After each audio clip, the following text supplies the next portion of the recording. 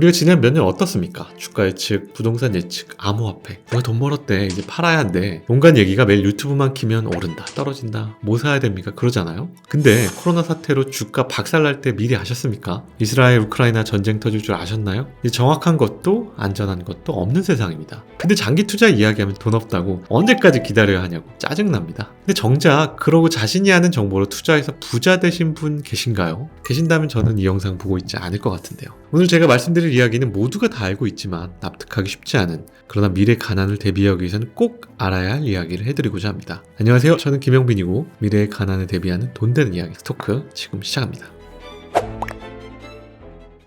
최근에 보고서 하나가 나와서 화제가 되었습니다. 한국은행에서 조사한 보고서인데요. 보고서의 내용은 우리나라의 가계자산에서 부동산 비중이 너무 크다는 거였죠. 매일 나온 내용인데 뭐가 다르냐라고 생각하실 수 있는데요. 문제는 이게 4050 세대뿐만 아니라 2030 세대들까지 그러고 있다는 거예요. 현재 대한민국 가계자산의 약 70%가 부동산이라고 합니다. 이게 정말 전 세계와 비교해도 기형적인 상태입니다. 당연히 주요국 중에서는 압도적 1위고요. 미국의 28%보다 2배가 넘고 일본의 38%보다도 훨씬 높죠. 우리나라가 자산이 적으니까 부동산 비중이 높은 거 아니냐? 아닙니다. 한국의 평균 가계 자산은 6억이 넘습니다. 그런데 프랑스가 57만 달러, 일본이 50만 달러입니다. 아시겠지만 이 두 나라가 선진국이고 우리보다 몇십 년 앞서서 자본 축적을 시작한 나라입니다. 아무리 물가를 감안했다고 하지만 믿어지세요? 반대로 미국의 경우 34%가 부동산이고 66%가 금융자산이라고 합니다. 우리나라와는 정반대의 모습을 보입니다. 결국 한마디로 말하면 우리나라의 경우에는 재산이 곧 부동산인데 부동산 가격이 비싸니까 부저처럼 보이는 겁니다. 물론 부동산이 앞으로 계속 오르면 상관없겠죠. 나라는 미쳐버리겠지만 문제는 여러분들의 노후라는 겁니다. 모든 자산이 부동산에 편중되니까 금융자산은 상대적으로 빈약해질 수밖에 없습니다.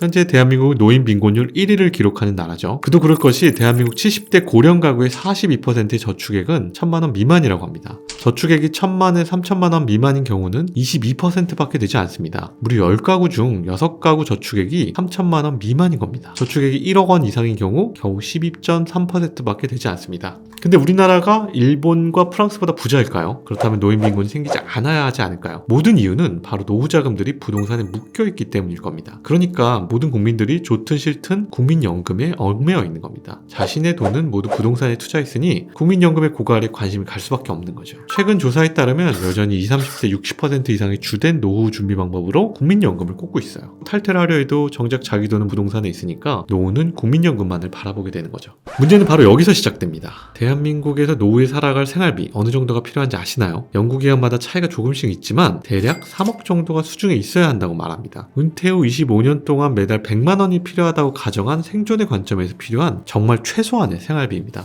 그런데 최근 조사에 따르면 곧 은퇴를 앞둔 50대 직장인들 중 금융자산을 3억 이상 보유한 50대는 15%밖에 없다고 합니다. 단순 계산으로 3억이 필요한데 85%는 한 달에 100만 원도 못 받는 거죠. 반대로 여유 있는 삶, 배우자 혹은 친구들과 영화나 골프, 여행 같은 취미생활도 즐기고 싶다면 어떨까요? 하고 싶은 일이 하나씩 늘어날 때마다 필요한 노후 금액은 가파르게 상승합니다. 은퇴 후에는 지금과 같은 수준의 소득을 얻기 힘들고 건강 문제 등으로 쓸 돈은 늘어날 수밖에 없으니 결국 노인 파산을 맞이할 가능성이 높을 수밖에 없는 겁니다. 문제는 그뿐만이 아닙니다. 현재 우리나라의 평균 수명은 84세지만 지금의 2030 세대가 노년을 맞을 즈음에는 100세 가까이 될 거예요. 수명이 늘어난다는 건 다시 말해 지출해야 할 비용, 생애 지출도 늘어날 수밖에 없다는 겁니다. 하지만 수명이 길어졌어도 정년은 비슷하거나 오히려 더 빨라졌죠. 이렇게 되면 우리나라의 인구는 37%는 노인 빈곤 상황이 닥칠 것으로 추정된다고 합니다. 게다가 부동산의 문제점은 쉽게 현금화하기 어렵다는 겁니다. 나이가 들게 되면 큰 병이나 여러 가지 생각지 못한 비용들이 들어갈 수 있습니다. 은퇴 후 남은 긴 여생에 어떤 일이, 어떤 사고가 날지는 전혀 모르죠. 그런데 유동성이 낮은 부동산에 자산이 다 쏠려있는 경우 현금화를 할 때까지 시간이 걸릴 수밖에 없죠. 결국 당장의 생활비가 모자라니 자녀에게 손 벌리게 되거나 그게 어려운 가정의 경우 폐지를 줍거나 여러 소일거리를 해서 근로를 해야 하는 상황이 올 수밖에 없는 겁니다.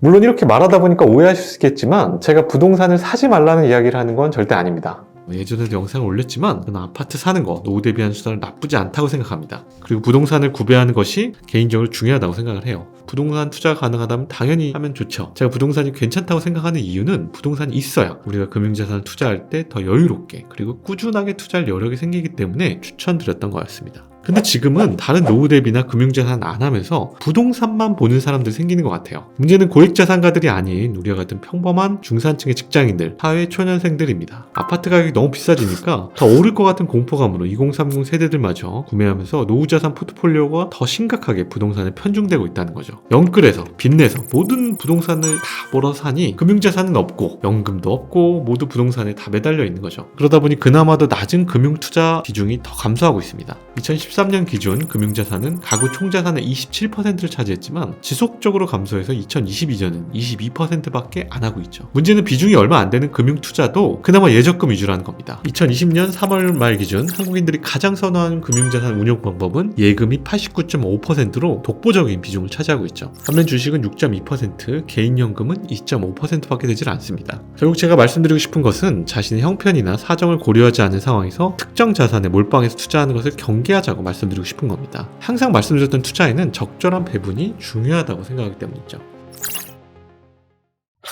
수많은 금융상품은 저축상품과 투자상품으로 나뉘어진다. 이 문장은 미국 중학교 시간에 배우는 말입니다. 미국에선 중학생만 졸업해도 저축이라는 말과 투자라는 말의 차이점에 대해 배웁니다. 그러나 우리 학교에서 이런 걸 배운 적이 없죠. 그렇기 때문에 대학을 졸업해도 저축해서 돈 모으는 것이 투자라고 생각합니다. 이 두 개는 상반된 개념을 가지고 있습니다. 예적금이 오르냐, 펀드 주식 ETF가 오르냐, 정답은 없습니다. 자기 상황에 맞게 포트폴리오를 구성하는 것이 중요하죠. 다만 오늘 드리고 싶은 이야기는 재산이 한 곳에 집중되어 있으면 안 된다는 말씀을 드리고 싶습니다. 갖고 계신 재산이 100% 부동산에 집중되어 있다면 그 부동산이 오를 때만을 보지 마시고 꼭 10% 아니 20%라도 금융자산을 가지시길 바랍니다. 그리고 나이가 들어가면서는 더욱 금융자산의 비중을 높여가셔야 됩니다. 선진국 수준까지는 못 가더라도 부동산과 금융자산 비중이 반반 정도는 돼야 한다고 생각을 합니다. 그래야 곧 다가올 나의 노후 그리고 빈곤에 대해서 미리 대비할 수 있습니다. 과도하게 부채를 안고 집을 사는 것은 정말 조심해야 된다고 말씀드리면서 오늘 영상을 마치겠습니다. 오늘 영상이 좋았다면 구독과 좋아요 알림 설정까지 부탁드리고요. 다음에도 더 유익한 미래의 가난에 대비하는 돈 되는 이야기로 찾아뵙겠습니다.